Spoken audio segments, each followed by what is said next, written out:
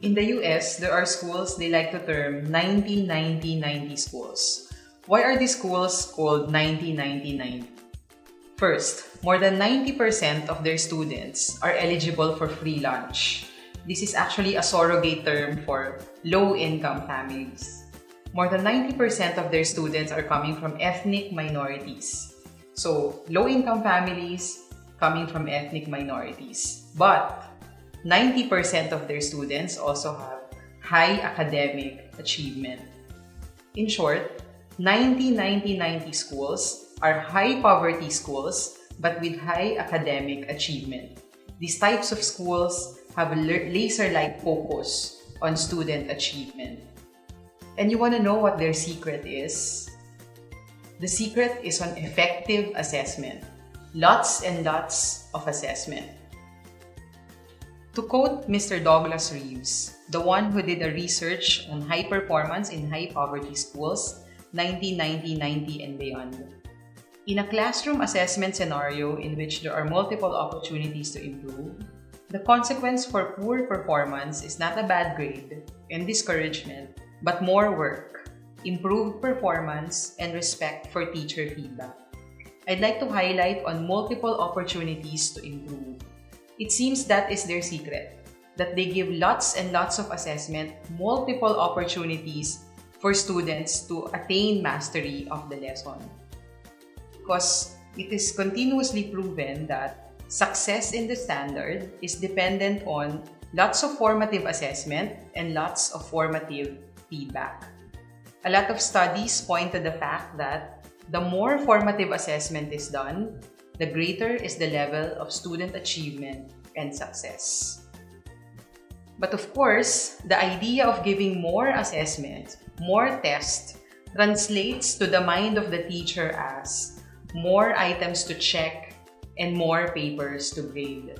That's where technology comes in. Let's try to see how technology can assist in the assessment of student learning.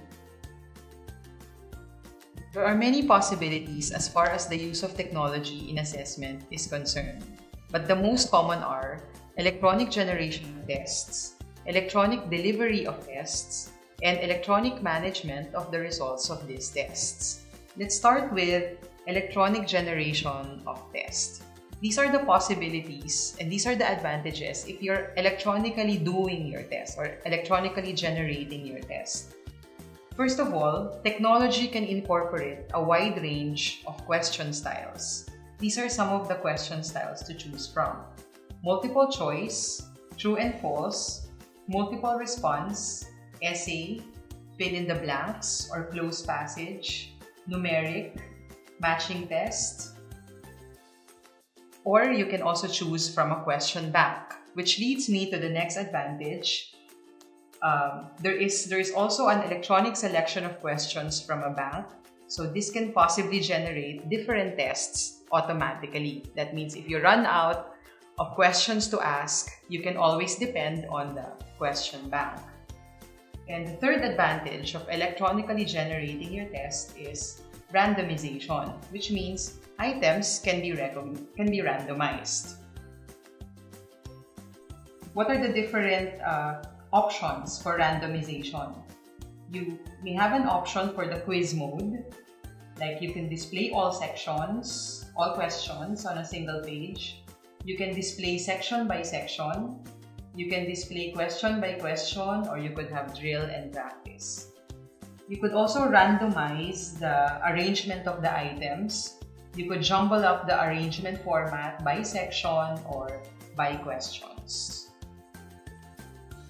The second possibility is electronic delivery of tests. After you have finished creating the test, it's now time for you to deliver the test to your students. What are the possibilities or advantages of electronically delivering your test? First is differentiation. One can assign different set of assessments to different groups of students. Like in this example, the students in math are clustered into 5. And for each of these clusters, you can give different kinds of assessment. For example, the students belonging to cluster 1 have different mathematical skill compared to the students in cluster 2, so you can assign different tests to them. The second advantage is immediate feedback, which means that after the student have answered a particular question, the student can immediately know whether he got the question correctly or not. And there could also be feedback or explanations of the answer to the question. The third advantage is on pace. There could also be options for students to answer at different times, or they may be invited to sit tests as frequently as they find useful. The third possibility is in the electronic management of results.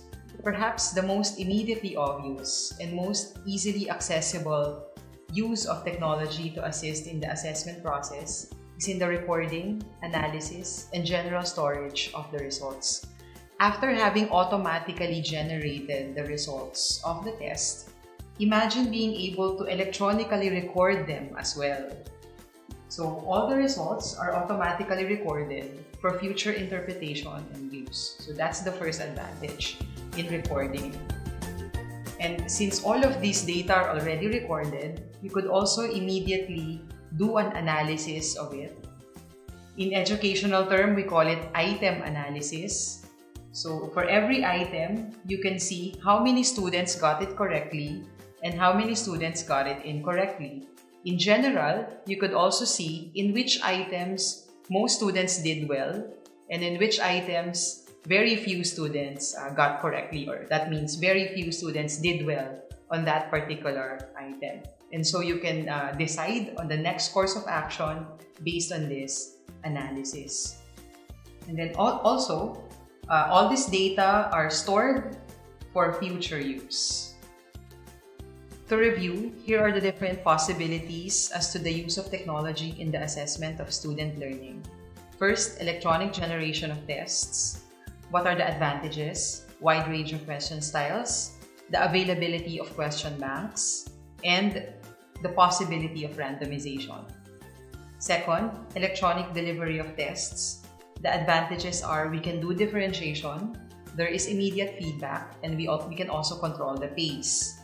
And third, electronic management of results. Technology can assist in the area of recording, analysis, and storage of results. But what I would like to also highlight is not only the ease and productivity that teachers can benefit from technology. I would also like to discuss what this electronic delivery of tests can do for our students and their learning. Having said that, let us talk about good feedback practice. Because with the use of technology, feedback becomes easier. What can it do for our students? For our students, it can support and develop learner self-regulation. Formative assessment and feedback should empower students to become independent learners, letting them know what they did well, where they did well, and what they can improve on. In that case, they can become self-regulated learners. As to the case of the teachers, this good feedback practice can help tailor their teaching accordingly. Because results are coming in fast, the information are immediately being used in decisions to be made about the teaching or reteaching of concepts. All in all, this should contribute to students' achievement and learning.